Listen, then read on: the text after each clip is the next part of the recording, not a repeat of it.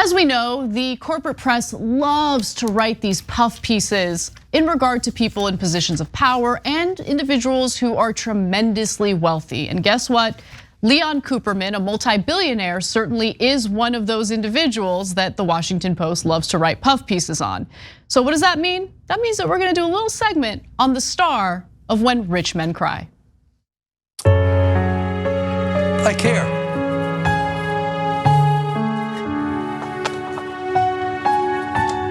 That's it.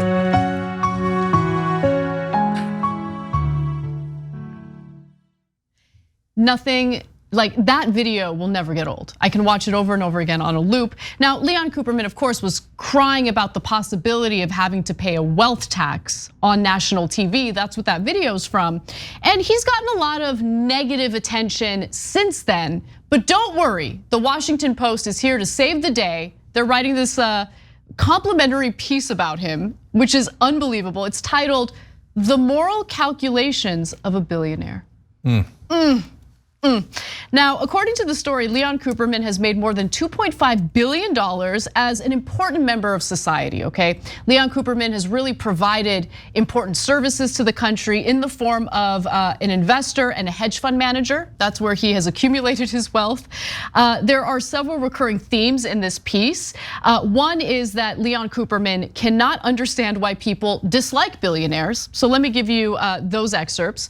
Cooperman, writes the Washington Post, responded to most of the personal emails, kept record of the occasional death threats, and wrote letters to politicians such as Senators Elizabeth Warren, Senator Bernie Sanders, and Representative Alexandria Ocasio-Cortez whenever they criticized billionaires in their speeches because he couldn't understand what exactly had he done wrong? What rule had he broken? In fact, he's quoted as saying, "How do you become wealthy? You develop a product or service that people want. The world is better off for a Larry Ellison, a Bill Gates. Look at the jobs they created. Look at the good they did for the world. The attack on wealthy people makes no sense." Well, of course, it makes no sense to someone like Leon Cooperman, who loves a system that ensures that working Americans pay a far larger share of their income in taxes, especially compared to billionaires like himself. That it's not about oh, we hate billionaires because they provide services. No, it's about the unfair, unjust double standard that continues to exist in our economic system that he gets to take advantage of. Yeah, so first of all, on the piece, there's a documentary about me called Mad as Hell. And some of the critics said, well, yes, there was criticism of Cenk throughout the documentary, but it wasn't scathing enough. It's plenty scathing to me. Anyways, but it's funny that the rules don't apply though when you're talking about really rich and powerful people, because this piece had no counterpoint. It was just Cooperman's a god. He's just the most wonderful angel you've ever met, and we're all befuddled as to why anyone would ever criticize him. You don't want to give any other perspective. It seems amazing to me. So there's that issue with this piece. Okay, it's weird. Is it because the paper is owned by Jeff Bezos, who's also a billionaire and probably doesn't like the fact that there's negative feelings toward billionaires like him in the country? That sounds conspiratorial, Anna. I don't know what you're talking about. Sorry. Okay, so that's what the mainstream media would say. Now, as to Cooperman himself, I think that he is genuinely puzzled. Yeah. Right, I don't think he's lying. I don't think he's like an evil not a henchman, but an evil character like Dr. Evil in Austin Powers, sitting there with his hairless cat going. No, he's just a little dumb. Yeah, I don't know about dumb. He's obviously smart in some ways, okay, but Anna, I think that all these extremely wealthy folks live in their own bubble. Yeah, they're and detached from reality. Yeah, they are so nice because they've given away so much money, which he has, which we'll talk about in a second, right? And I don't know what he has told politicians if he gives political donations. But what he apparently does not understand is that the great majority of both the wealthy and corporate interests, when they give money to politicians, there is a very clear request. Now rig the system on our behalf. That's not hyperbole, guys. The drug companies have told their politicians the government should not be allowed to negotiate drug prices with us. Well, that's insane. That obviously hurts the average American. That's obviously corrupt. And I can give you dozens of other examples like that. But maybe Cooperman doesn't do it, and so he's like, I don't get it. I give to cancer, I give to this, I give to that. Why am I the bad guy? Because Leon, all of your buddies, if it isn't you, and I'm not convinced that it isn't you because the Washington Post didn't do any real journalism here, right? But if it's not you, all of your friends are giving with strings attached, saying my taxes must be lower. You will make capital gains lower than taxes than it is for the average man who works for a living. And you will deregulate my industries. You will not be able to negotiate with me, et cetera, et cetera. So we're not angry at wealthy people. We're angry at wealthy people who specifically bribe our politicians to set up the unfair system that you all have taken advantage of. Let me simplify it more for smart man hedge fund manager who's having a difficult time understanding what the climate is in the country. While a huge portion of the country is forced to serve as underpaid frontline workers during a deadly pandemic, while they have been denied hazard pay, while they've been denied increased pay, while being forced to work mandatory overtime, the billionaires in this country have accumulated tremendous wealth during the pandemic. In fact, the country's 745 billionaires have seen their wealth grow by a whopping 70% during the pandemic.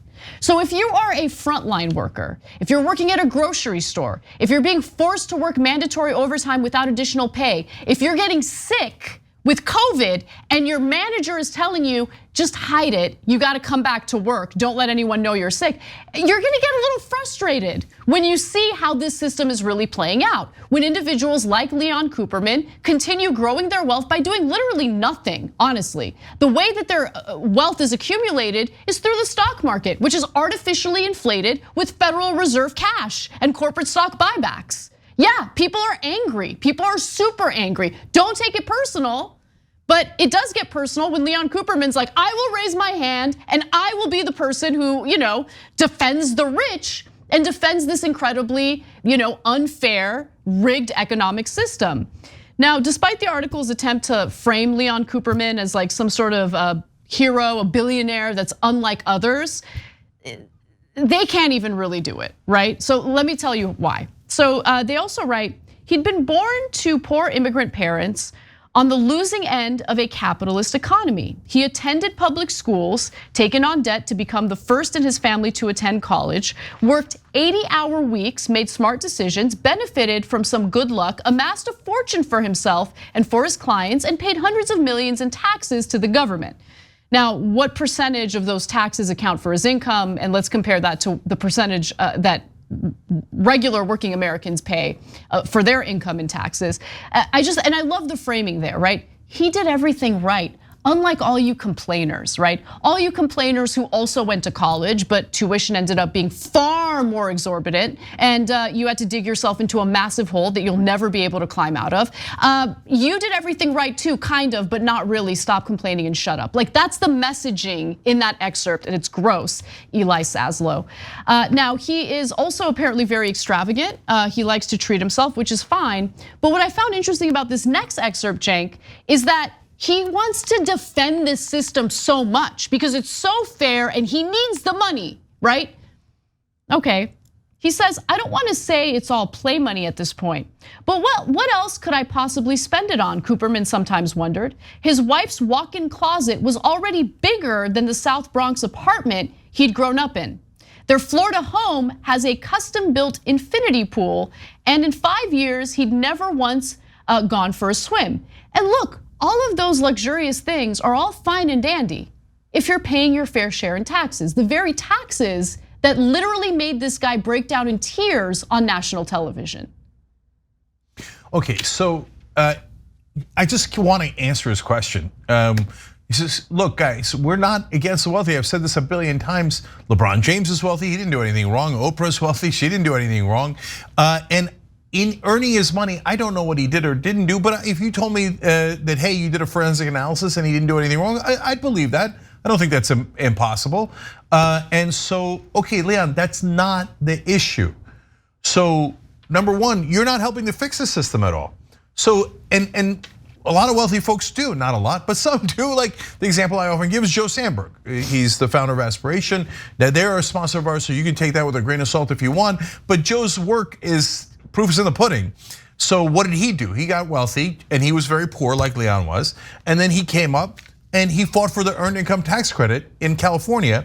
And that has transferred billions of dollars to the working poor like his mom used to be, right? So that's him showing in action what you do. And now he's doing a ballot measure in California to raise the minimum wage to $18. Now, what do most wealthy people do that are in Cooperman circles? They fight against higher wages. They fight against any tax credit that goes to the poor, and they constantly fight for more tax cuts for their class, more deregulation. Right. So until you check yourself and your own group and start to do real good work in the system, to fix the system, you don't get to say, hey, you know what? I gave money to a hospital, which he did. He's given apparently about $150 million. That's a lot of money, right? Overall, he has $2.5 billion. He says he's gonna give away 90% of his wealth. I largely believe him. Those are good things, but that doesn't mean that you haven't done anything wrong. The reason why we have the massive income inequality we have now is because the system got rigged. Now the student loans are greater, the housing prices are worse. All of those things have put the younger generation in a hole that they have a very hard time getting out of. It wasn't by accident and it wasn't a matter of course. People bribed American politicians through campaign contributions to set up that unjust system. If you're looking to undo that, then great. We don't mind at all. In fact, we love it, right? But if you say, let's maintain that horribly unjust system and don't criticize me, no deal. And let's just be clear. He made his wealth in a way that runs counter to everything that we demand on this show. The reason why he doesn't want higher wages, the reason why he doesn't want regulations on industry, the reason why he doesn't want all the things that we talk about on this show is because it would harm what? The value of shares in the stock market. Like, dude's a hedge fund manager, come on. Like, that's how he builds his wealth, right? Providing returns on investments. Like, it's just, it runs counter. Everything that we need in this country to fix a rigged economic system runs counter to what he needs to accumulate the wealth that he has. Look, and one final thing I gotta note before, because we're running out of time. I mean, dude got caught doing insider trading as well, and he had to settle with the Security and Exchange Commission for nearly $5 million. This was back in 2016. So I love how the Washington Post is like, he did everything right, like insider trading. We'll leave that part out of there. Notice that quote was cited from the Los Angeles Times, not the Washington Post piece. Chink. Yeah, look, I think that they're good people that work in finance. These days it's hard to find them, but they definitely exist. But Cooperman, who has that on his record and who, as far as we can tell, has done nothing to rein in the excess of Wall Street, nothing to rein in the excess of campaign contributions that have bought those politicians with Wall Street money, doesn't have a great leg to stand on. But I think the most important point here is you wouldn't know any of that from reading that Washington Post story. I mean, you're gonna write like the guys at Angel on Earth and you're not even gonna mention the SEC fine he had to pay for insider trading? It's over the top. Thanks for watching The Young Turks, really appreciate it. Another way to show support is through YouTube memberships. You'll get to interact with us more. There's live chat emojis, badges. You've got emojis of me, Anna, John, JR, so those are super fun. But you also get playback of our exclusive member-only shows and specials right after they air. So all of that, all you gotta do is click that join button right underneath the video. Thank you.